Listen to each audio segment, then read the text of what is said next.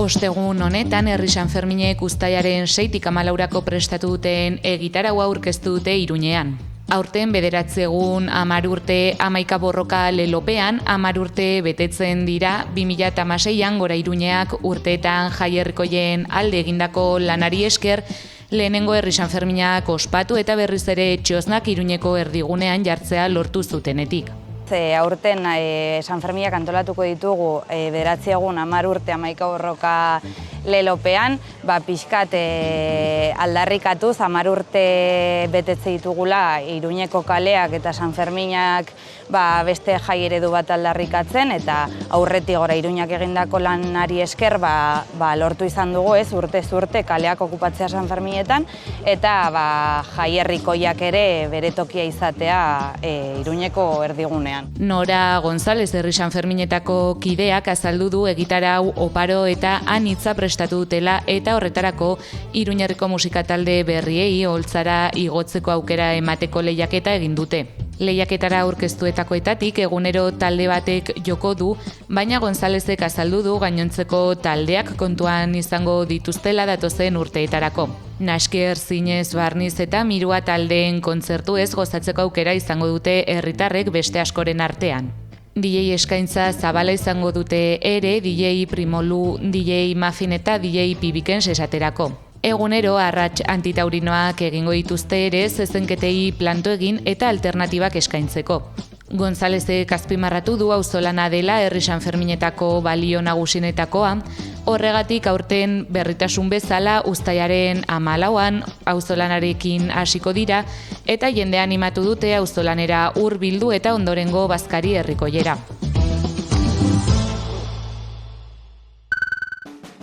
A2 Pilotak Sanfermin torneoaren edizio berria aurkeztu du ostegun honetan Iruñeko Kondestablearen jauregian. Bertan jakinarazi dutenez, aurtengo edizioa Nafarroako esklerosi anizkoitzaren elkartearen alde jokatuko da.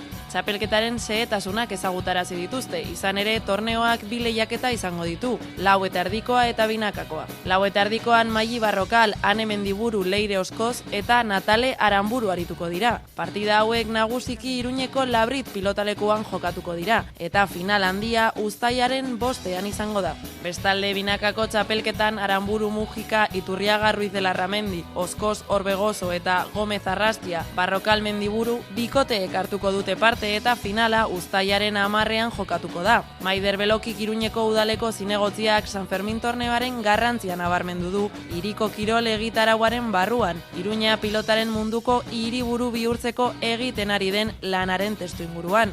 Silvia Lorea Loperenak Nafarroako esklerosi anizkoitzaren elkartearen ordezkariak eskerrak eman dizkio A2 Pilotari aurtengo torneoaren izaera solidarioagatik, eta azpimarratu du horrelako ekimenek aukera ematen dutela esklerosi anizkoitzaren errealitatea gizartera hurbiltzeko.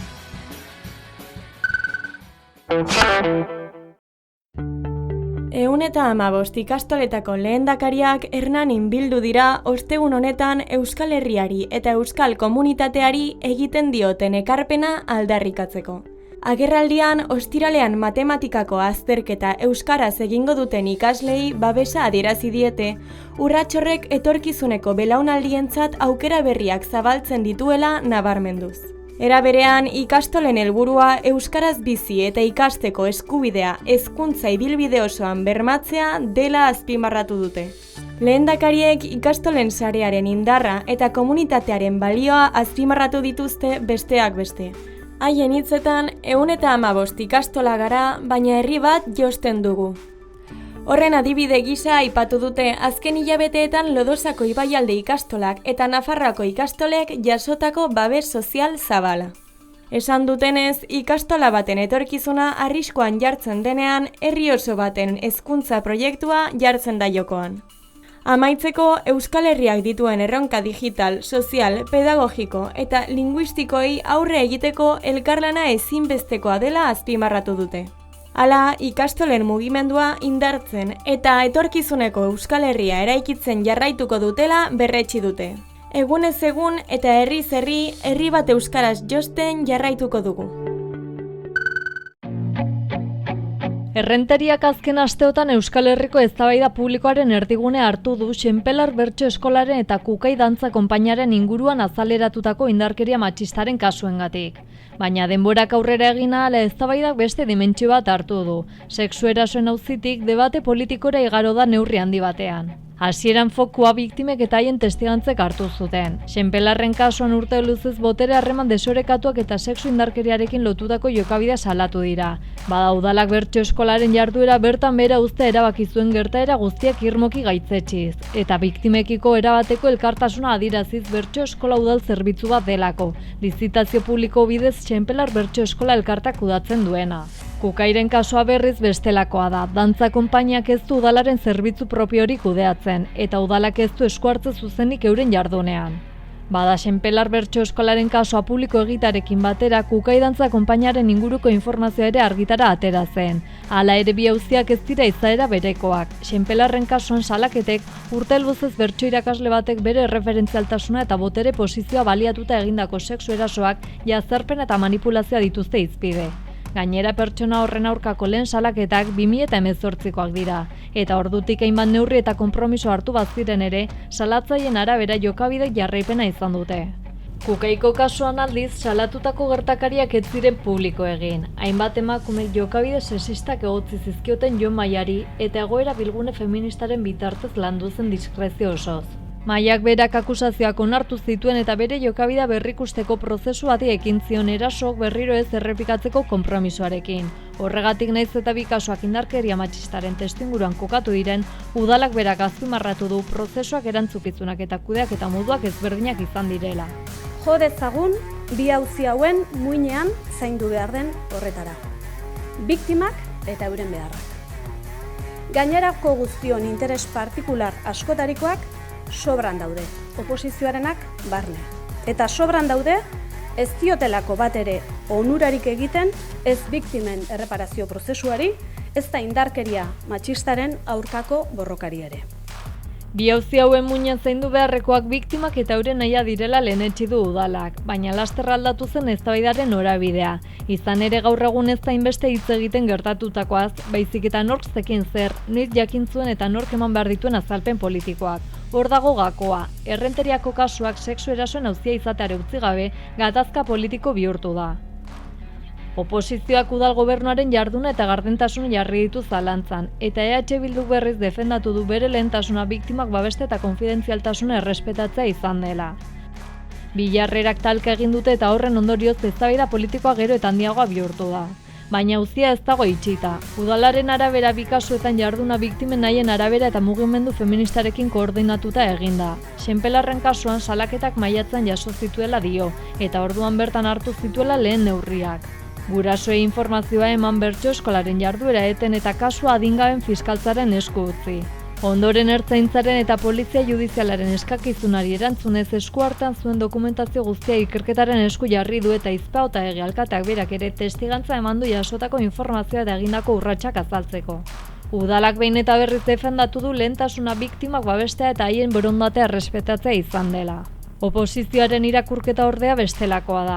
EAJak, PSek eta PPek azalpen gehiago eskatu dituzte eta udal gobernuari leporatu diote informazio berandu eman izana edo behar bezin garrenez jokatu izana. PPek alkatearen dimisio eskatu du, PSek ezoiko batzorde bat eta hainbat arduradun politiko zein eragileren agerraldia galde egin ditu, eta EAJak berriz udalaren jardunaren inguruko kanpo auditoria edo ikerketa independente bat eskatu du. EH Bilduk bere aldetik kritika horiei erantzun die esanez, alderdi batzuek biktimen egoera bigarren plano batean utzi dutela eta auzia borroka politikorako erabiltzen ari direla. Testuinguru horretan udalak adierazi du une oro gardentasunez eta lankidetzan jardun duela ertzaintzarekin eta polizia judizialarekin, Xenpelar Bertso Eskolaren inguruko salaketen berri lehen aldiz izan zuenetik. Ildo horretan fiskaltzarekin, ertzaintzarekin, Foru Aldundiko berdintasun arloarekin eta gainerako erakundekin elkarlanen jarraitzeko asmoa agertu du. Arabar bolo jokoa Arabako kirol tradizional adierazgarrienetakoa da, euskal kirol ondarearen parte dena. Egurrezko bola batekin jokatzen da, 2,5 kilo eta 3 kilo arteko pisua izan ohi du, eta oholestu batean zehar jaurtitzen dute, pistaren amaieran jarritako boloak botatzeko. Urteetan zehar funtsezko gizarte jarduera zen bola jokoa, eta Arabako herri gehienetan elizatik gertu bolatokiak kokatzen ziren. Bertan herritarrak biltzen ziren, jaiak ospatzen ziren eta apustuak ere egiten ziren. Arabar bolo jokoaren barnean disiplina desberdinak dauden arren, ezagunena Arabako lautadan jokatzen dutena da. Dena den lurraldeko eremu bakoitzak bere berezitasunak ditu jokatzeko moduari dagokionez, bai lekuaren antolamenduari, bai arauei dagokienez ere. Erreza dirudien arren, disiplina honek zehaztasun tekniko handia jaurtiketaren kontrola eta pistaren ezagutza eskatzen ditu. Helburua pistaren amaieran dauden 4 boloak botatzea da, edo behintzat hoietako baten bat lurreratzea. Zenbat eta bolo gehiago bota orduan eta puntuazio handiagoa lortuko du jokalariak. Parte hartzaileek adierazten dutenez, zailena bola taularen amaierara behar bezala lerrokatua iristea da. Bertan dagoen lehenengo boloa kantoia izenekoa, jo eta gainerakoen gainean kate erreakzioa sortzea. 19 eta 20 mendeekin alderatuta bolo jokoak ospea galdu duen arren, Arabako klub, federazio eta txapelketei esker bizirik dira oraindik ere. Asteburuetan jokalariek herri arteko txapelketak izaten dituzte. Horrez gain, Gasteizko jaietako hitzordu nagusietakoa ere bada bolo jokoa, baina noiz ospatu zuten lehenengo txapelketa? Zehazki 1945eko abuztuaren 12an, igandean, Arabako lehenengo bolo txapelketa ospatu zen Gasteizko Abere plazan. Orduko ekitaldi hori Gasteizko udal aurrezki kutxak antolatu bazuen ere, gaur egun jada Arabako bolo federazioa existitzen da. 1975 urtean sortu zuten hain zuzen.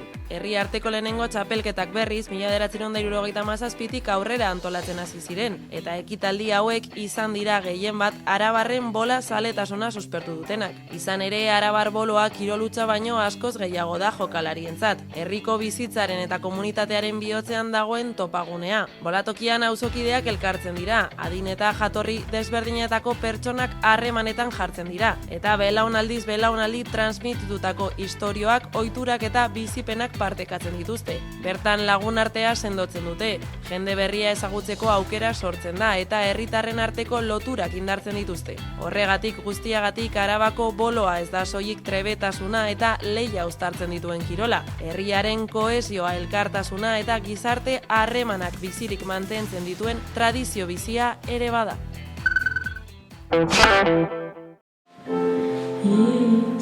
Urtero banatzen dituzte bai euskarari saria, Carlos sozioekonomikoaren euskalduntzean eragitea du helburu bai euskarari elkarteak, eta hori ala sari hauen bidez arlo horretan euskara sustatzen lan egiten duten entitateak eta pertsonak saritu nahi dituzte, eta eredu bihurtu horretarako aurtengo sari banaketa Albaola itsas faktorian izango da, eta Pasaiako portuan elkartu arazi gaituzte. Badoaz lehenengo txandakoak itsasontzian eta bigarren txandak segitu batean hartuko dugu, sari banaketa hasteko prest baikaude.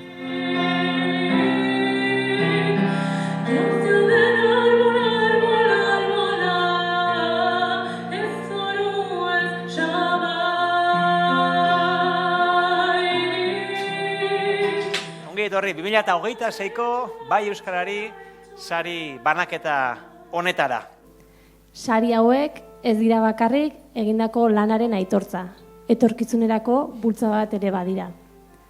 Saridunek erakusten digute euskara soilik ez dela hizkuntza bat, balio bat, aukera bat eta komunitate oso bateko indarra direla. Dagoeneko Albaolan gaude, bertan banatu dituzte bai euskarari sariak, Mendigailurretik itsas bazterrera lelopean 3 sari banatu dituzte, Puntueus Fundazioa, Euskal Moneta eta Herriak eta Mendiak elkartea izan dira saridunak. Mendiak eta herriaken gure mendi irterak beti irudikatu dugu euskeraz. Eta gure txostenak gure lagunei euskeraz eta euskara ezekienari beste herrera batean bialdu diegu. Mendian io dugunean eta iotzen garenean euskeraz aritzen gara. 16 urte daramagu oxigeno euskarari ekimena aurrera ateratzen. Non ikasturtean jende gazteei mendira eramaten dugu. Baita euskeraz. Urmuga ekimenaren sortzailegia. Euskal Monetan duela 13 urte apostu bat egin ginuen, justuki egunerokoan egiten dugun keinu natural hori ordainketa bat, gehienetan euroz egiten zena, bazela manera jendea diabetzeko beste konsumo bati begira, beste eredu bati begira, banku sistematik klasikotik kanpo eta transizio ekologikoa bermatzen duen eredu bat bultzatzea. .eus sortzez, euskeraz sortua dela, badator bai euskarariren xedearekin, ez? .eusek eskaintzen die laguntza eta erraztasuna, haiek mundu digitalean, haien bezeroekin edo egiten duten komunikazio hori euskeraz egiteko. Gonbidatu baino gehiago izan gara bai euskarari sari banaketan, oraintxe bertan behin sariak emanda, mokadutxoa jaten ari dira eta behin hemen amaituta festa, goaz denak itsasontzira bakoitza berera.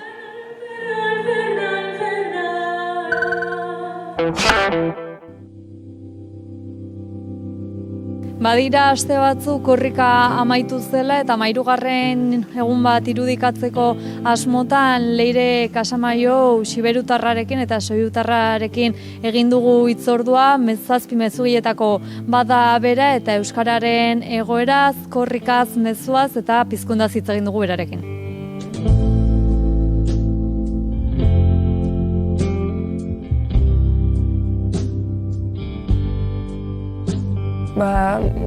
Lehenik izan da iragarpenaren partea, hori pixkat sorpresaz, sorpresa totala izan da. Beraz, aipatu dute, segidan, Zazpinaka izanen zela, eta egia erran nik hasieran pentsatu nuen ezezkoa ematea, ze pixkat beldurtu nintzen, eta gainera iruditzen zitzaidan animaleko ez dakit, ardura edo ikusita gainera norkidazten duen normalean. Aldi berean nabaritzen zen beste gogo bat, Zazpinaka idaztea, eta gero pentsatu nuen ezin zela ezezkorik eman olako proposamen bati, hori agian ikuspegi pertsonaletik eta orduan aitzina, eta esperientzia biziki edera izan da. Argiki hori guzia, horrea biztan dena, deia jasotzean berean pentsatzen duzu ez dakit sekulako xantza dela, edo bainiko horretzat hartu nuen, eta gero belduja ere bada, azkenean Bilboko irudiak ikusita agerikoa da, zenbat jende hurbiltzen den korrikaren azken kilometrora, ni tipia naizenetik edo betitik jo naiz familiarekin korrikaren iriste egunera, eta azkenean guk euskaldun bezala ere itxoiten dugu momentu hori, nor izanen da, eta txiste artetik edo egan genuen aiema jendeak hartuko du decepzio bat, hor gu ikustean, jendeari baita parioak egiten aitzineko asteetan, baina aldi berean taldeak berak egiten zuen mezua, irudia, eta beraz ikuste biziki ajo ere eraman genuela, eta Zazpinaka, eta azkenean horre bat izan da dudarik gabe, ez da agien sekula olako momenturik gertatuko, eta guretzat diot, beraz, horre bat, baina. Pertsonalki janen nuke justu zubira igan aitzineko momentuak biziki estresagarriak izan direla, ze pixkat antizipazioa da, eta ejan bezala jende hainitz da, eta ejan bezala ere pentsatzen duzu jendeak imaginatzen duela ezakit norbait ezaguna, idazle bat, entzun dira, hainbat izen, aitzineko asteetan. Orduan, ea nola hartuko duten gu izatea, eta egia erranik pertsonalki behin iganda zubira, ez dut azalpen ez dakit gorputzen gertatu zait, desagertu zaidala dena. Eta ez dut, eta gero zubia zeharkatzetik, mezua irakurtzera eta ekitaldia bukatzera, ez dut gehiago senditu estresarik. Eta beraz, orainik edejagoa zen ikuste, edo biziki kontzienteki bizitu dut eta kontent nintzen horretaz. Baina zazpiak ginen, aekakoen babesarekin, ez dakit gero behiz begiratu ditut irudiak eta nabaritzen zaigu ginen besotik helduta eta azkenan ikuste mezu horrek bazituela bi gauza edo bai, bi gauza berezi. Bat izan da zazpi ginela, zazpi lujaldeak irudikatzeko. Eta horrek berez ekartzen du Euskal Egiaren edo Euskarak Euskal Egiari begira duen ardura edo lotura edo nahi dena, baina behiz ere Euskararen elkarrizketan nazio ikuspegia ezartzen du, eta hori irudiak bazuen berez, eta gainera gu zazpi pertsona nahiko anonimo izateak kontatzen zuen hori dela Euskararen aldeko eguneroko militantzia eta biztanena eta dira egeferenteak eta egeferente horiek mintzo dira normalean, kojika bukaeran, baina azkenean hori Euskararen eguneroko lana egeferente horiekin, baina egiten du egiak osorik, eta beraz ejanen nuke jendeak hori hartu duela edo bederen iruditu zaigu hori atxiki duela irudi horretatik. Gu biziki beldor ginen jendearen decepzio horretaz, egia da, hainitza ipatu dugu, baina azkenean jendeak hartu du eta nahiko ongi edo guri hori hartzun honak iritsi zaizkigu agian hori ere bada, baina bai, ongi, edeja. Ni adibidez beraz Siberuta janiz eta ene lujaldeari begiratzen badiot, agian horren bahne naizelako eta ene ingurukoak ere, baina bada jende bat motivatua, gauza behiak sortzeko, elkarte mundua biziki bizia da, badira urratsak emanak egunero Euskarara urbiltzeko, zakit ahnasgunak sortzeko, gaztetxeak plantatzeko, ez dira gaztetxearen irudia bera hartuko dut, ez dira bukatuak diren gauzak gaztetxea ere joan den mendeko bultzada bat da, baina gaur egungo gizarteari beharrezkoa zaion bultzada bat da gaur egun ere. Beraz, gaur egun ere gaztetxe bat eraiki edo muntatu behar bada, muntatuko da. Eta azkenean pizkundearen ideia garrantzitsua da indarra emaiteko behiz ere momentu batean, baina gure hartan ere hainitz komentatu dugu gaztekinelako eta agian hortako hautatuak izan gira ere eta ejana izan zaigu gazteak zuena da etorkizuna eta guk behin gehiagotan ejan dugu ados, baina oraina ere bada gurea eta jadanikari gira gauzak egiten eta gu baino zaharragoak diren jendeak ere segitzen dute gauza egiten. Orduan, agian pizkundearen lan jeja edo da denboran zerbait mugatzea, pizkundeak behar luke etengabekoa izan, etengabekoa da, garaiaiek okitzen zaie pizkunde bat, eta azkenan ez dut bat ere erantzun ea gertatzen ari den, ez dakit biziki zaila iruditzen zait. Gertatzen ari da, badira egun batzuk janen nuken biziki positiboki hartzen den egiten dugun guzia, komunitate bezala, eta badira egun batzuk nun hori egunerokoa ez, ekitzen zira, lanera zoaz, autobusen sartzen zira, egunon eta neork ez dizu erantzuten, eta mileske jaio eta neork ez dizu erantzuten, zen neork ez daki euskaraz autobusean. Orduan ez dakit horiek dira eguneroko gauza ekipiak, baina zailak direnak, nik uste hori bortizkeria bat dela, hori egunero bizitzea. Beraz, zentratu behar da ahnasgune horietan, badirenak, beti gehiago sortu, eta bakoitzak egin deza zerbait, gero bestena zakigahia da baita ere. Behar da mugimendua zabaldu, behar da pizkundea ez dakit hor den, baina bai, ejanen nuke hor dela, behar dela aitzina egin.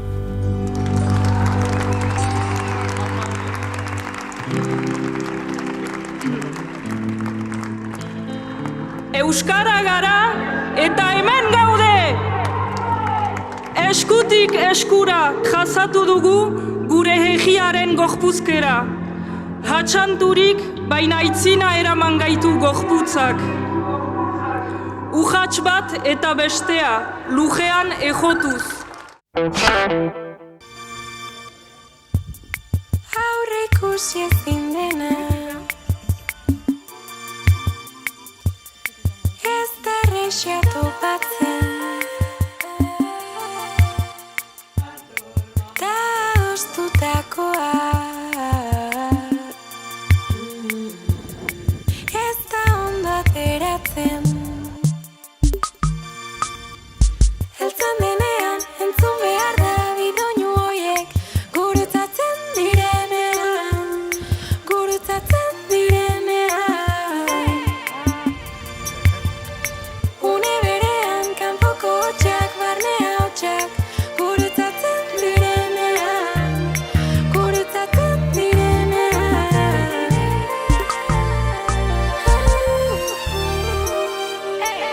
Txintxina teireki zazu, txintxina zindetiriki, txintxina teireki zazu.